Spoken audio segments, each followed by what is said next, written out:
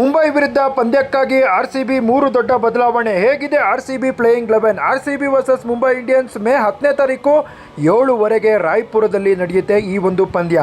RCB ಇನ್ನು ಮುಂದೆ Chinnaswamy ಸ್ಟೇಡಿಯಂಲ್ಲಿ match ಆಡೋದಿಲ್ಲ, ರಾಯ್ಪುರದಲ್ಲಿ ಆಡ್ತಾರೆ. ಈಗ ಹೆಡ್ ಟು ಹೆಡ್ ಹೇಗಿದೆ, ಪಿಚ್ ರಿಪೋರ್ಟ್ ಹೇಗಿದೆ, ಮೂರು ದೊಡ್ಡ ಬದಲಾವಣೆ ಏನು?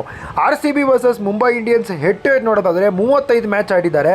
19 ಮ್ಯಾಚ್ ಮುಂಬೈ ಗೆದ್ದಿದ್ದಾರೆ, 16 ಮ್ಯಾಚ್ ಆರ್ಸಿಬಿ ಗೆದ್ದಿದ್ದಾರೆ.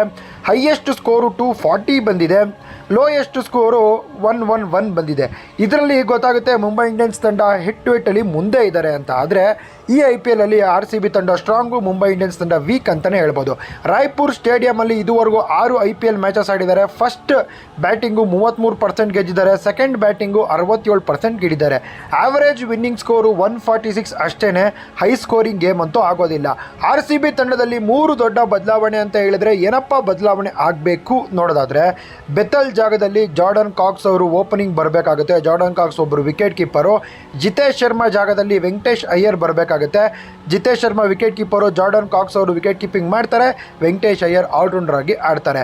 ರೊಮಾರಿಯೋ ಶೆಪರ್ಡ್ ಜಾಗದಲ್ಲಿ ಜೇಕಬ್ ಡಫಿ ಬರಲೇಬೇಕು. ಆವಾಗ RCB ತಂಡದ ಬೌಲಿಂಗು ಸ್ಟ್ರಾಂಗ್ ಆಗುತ್ತೆ, ಸಖತ್ತಾಗೂ ಕೂಡ ಇರುತ್ತೆ. ಜಾರ್ಡನ್ ಕಾಕ್ಸು ಕೂಡ ಬ್ಯಾಟಿಂಗ್ ಆಡ್ತಾರೆ, ವೆಂಕಟೇಶ್ ಅಯ್ಯರು ಕೂಡ ಬ್ಯಾಟಿಂಗ್ ಮಾಡ್ತಾರೆ.